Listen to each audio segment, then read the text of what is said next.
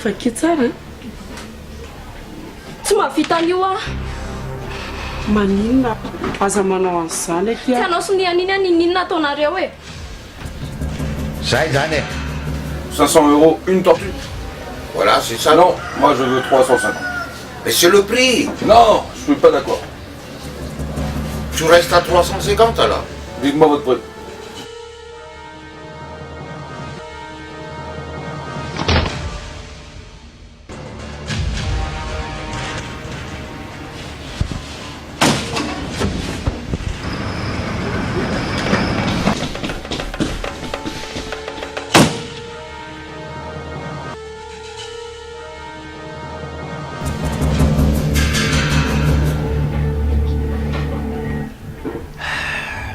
Zaki ohatra mba neritreritra hoe ame zavatra any mibandy iny a. Tsy haiko hoe aiza mety ahitako anazy. Misy zavatra fahafa ao a.